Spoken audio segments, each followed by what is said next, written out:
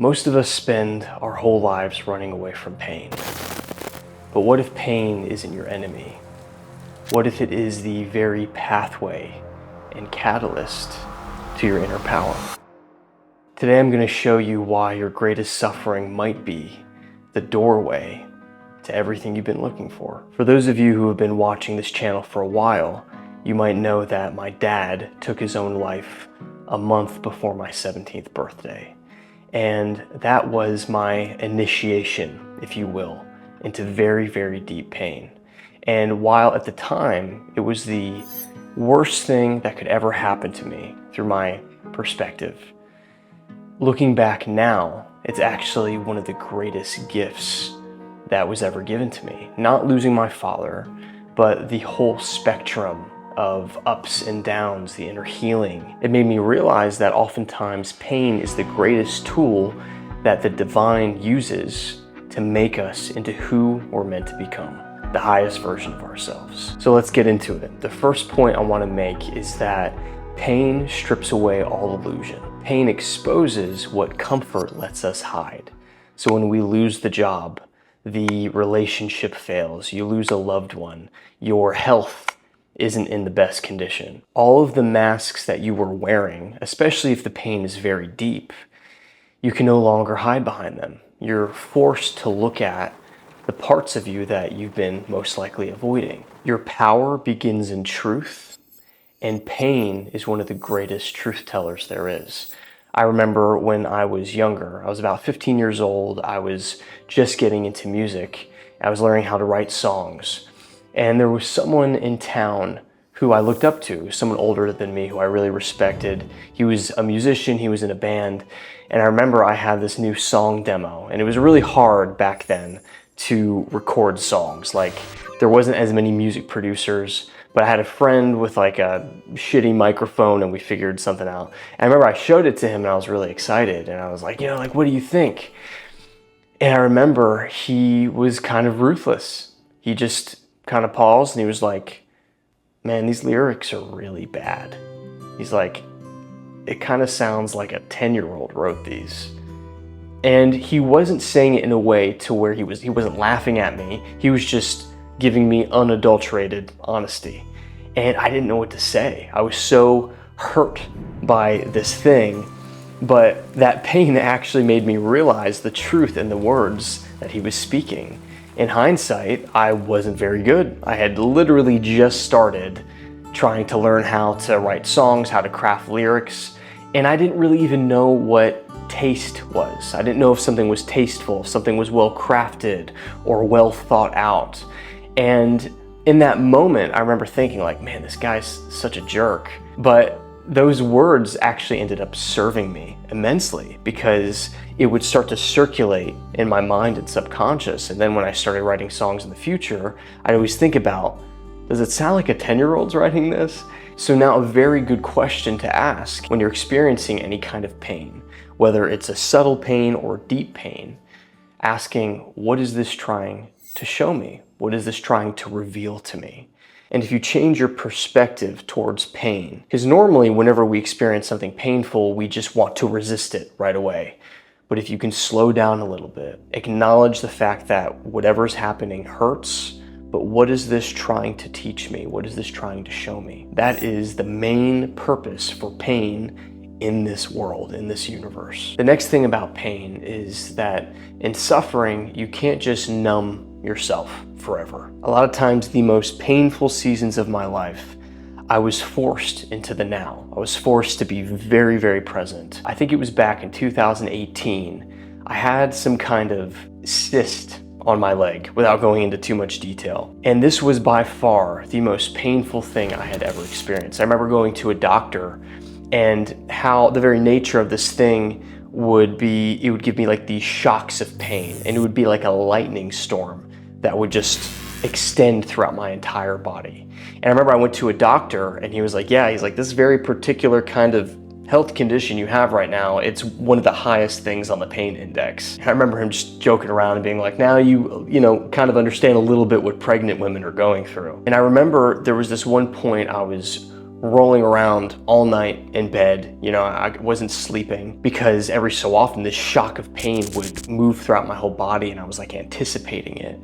But I remember that there was this moment where my body was in so much pain that I literally started laughing, like almost like a crazy person. But in that laughter, I wasn't experiencing psychosis. I was actually experiencing this kind of joy because my spirit, if you will, felt like it was separate from my body. Like I was almost like observing the pain. And in that state, I felt a bliss state, essentially. And it was such a high level of presence. In hindsight, I realized how profound that was. That was actually one of my mystical experiences that I had that at the time I didn't realize what was happening. But then of course now, all these years, almost a decade later, after doing a lot of inner work, coming face to face with the divine and experiencing very deep, higher states of consciousness, I realized that that pain pushed me into a certain level of presence that I had never experienced before. So a lot of times, presence from pain is going to be deeper than any kind of meditation trick or spiritual modality.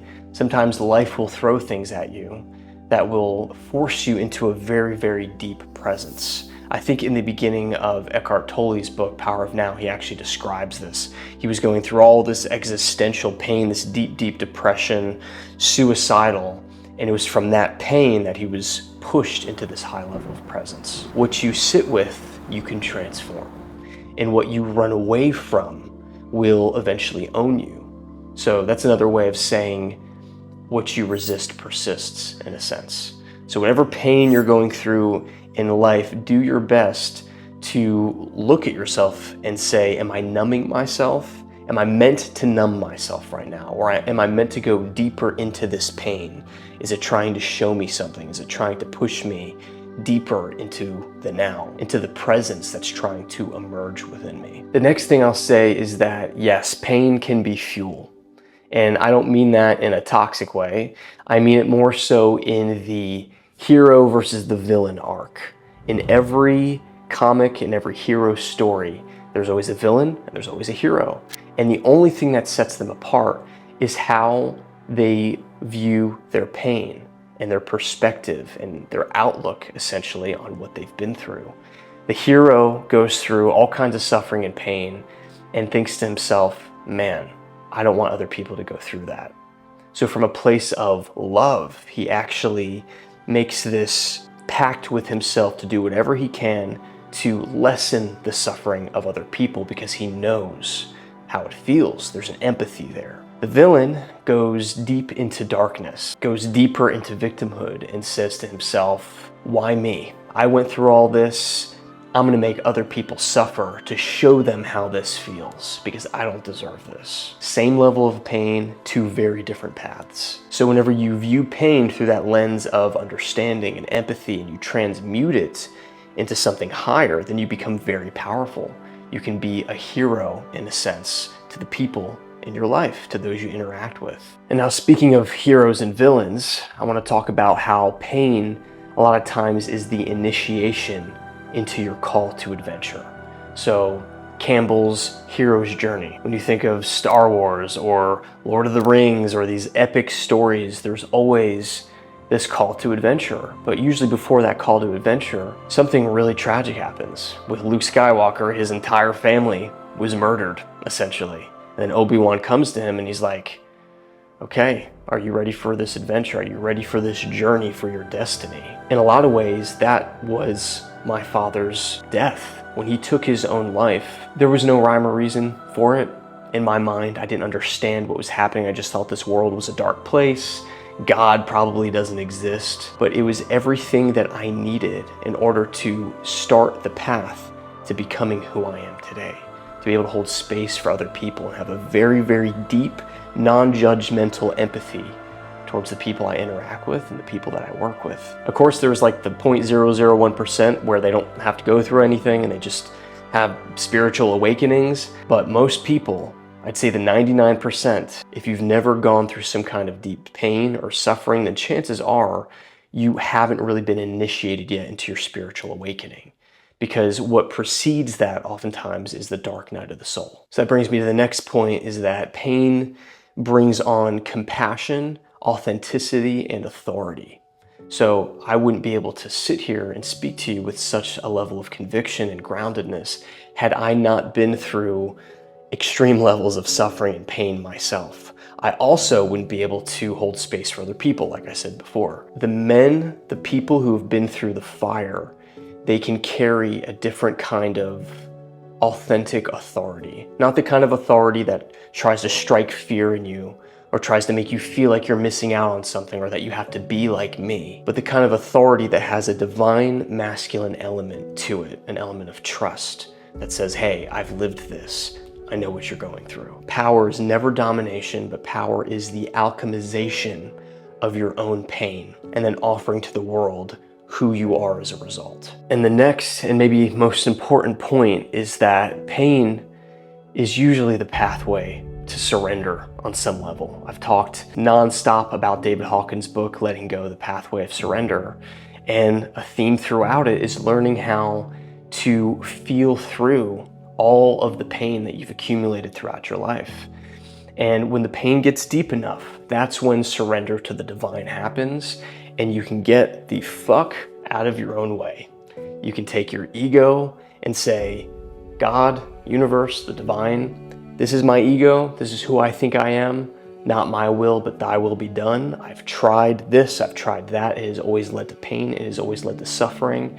Even the things that I thought that I wanted, once I achieved them, it was nothing but discontentment or restlessness or boredom or fear or anger or the insatiable desire for more and more.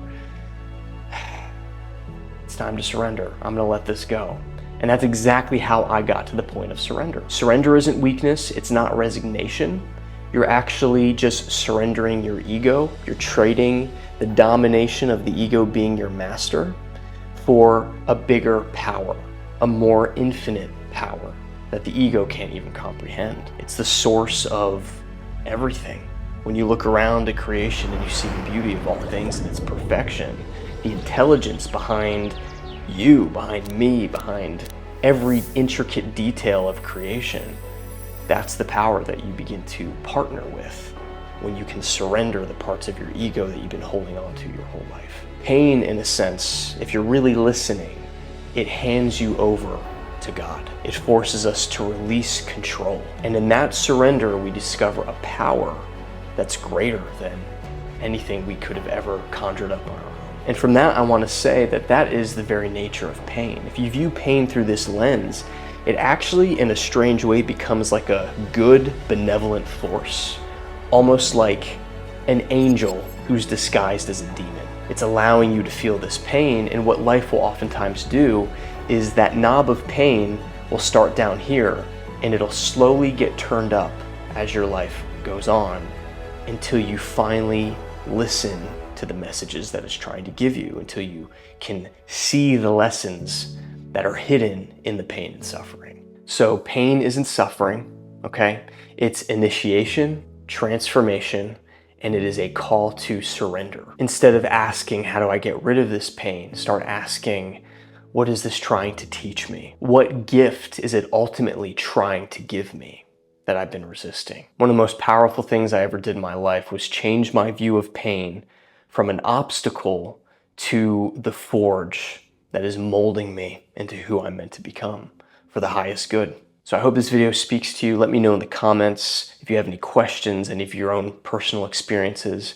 One final thing, I do offer coaching and mentoring if that's something that you're interested in. I am very selective with who I work with because it is a 3-month program of working directly with me one-on-one. And I'll be honest with you, it's not cheap because there's just one of me and I can only take on so many people at a time. But if that's something that you're interested in, then click the link in the description. You can fill out an application and we will hop on a discovery call and see if we are aligned and if we'd be a good fit to work together.